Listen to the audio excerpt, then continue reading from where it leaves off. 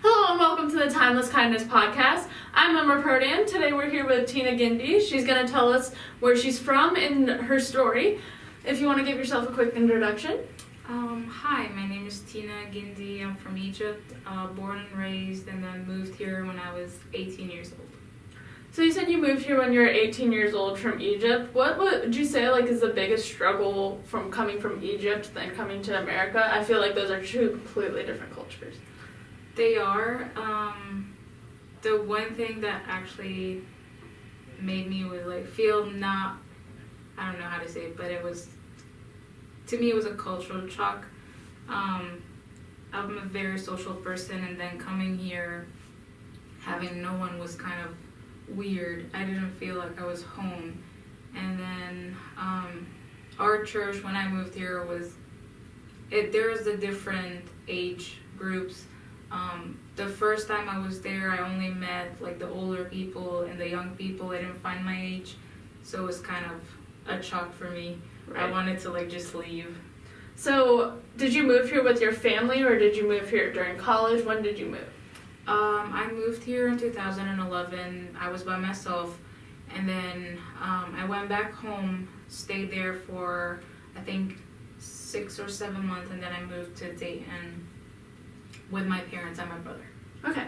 So, Tina, I know you talked about in your story, of course this is a podcast about timeless, and the story is about kindness and how kindness is timeless. So how were you shown kindness when you moved here from Egypt, and how long did it take to see that kindness?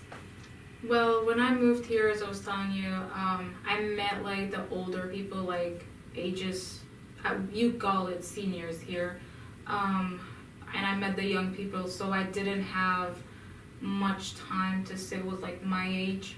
And then when I came later on, maybe 5-6 months after, another group of Egyptian moved to the States.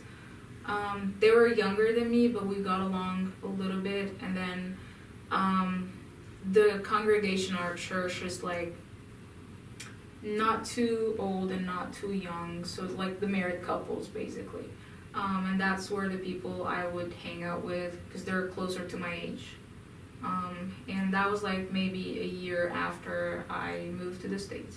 So is there a particular instance of kindness that really speaks to you, or stood out to you while you were going through your journey of transitioning from culture to culture? Yeah, through the people in church, I met someone. Her name is Christine. She's actually a professor in Wright State University and University of Cincinnati. She was the biggest influence on me, to be honest. She's the only one basically that showed me kindness. Can't say exactly when, but as soon as I got engaged with her, she just started talking, showed me everywhere. She was the one who actually introduced me to come to Wright State. Before that, I had a year just basically doing nothing, just not knowing anyone, just sitting at home. When I met Christine, she was actually my closest friends when I moved here. So Tina, that's very nice to hear that you had someone really close to you that showed you kindness. Going off of that, how would you define kindness for yourself? Kindness is something that I was reading about quotes. I like to just read about them. One actually stood out to me. It says, kindness is the language that the deaf understood, that the deaf can hear and the blind can see. So random acts of kindness can just touch you without even noticing. And that's how I felt throughout. It's been 5 years now, and I've met a lot of people that actually do stuff without asking for something in return. They just do it for them, basically.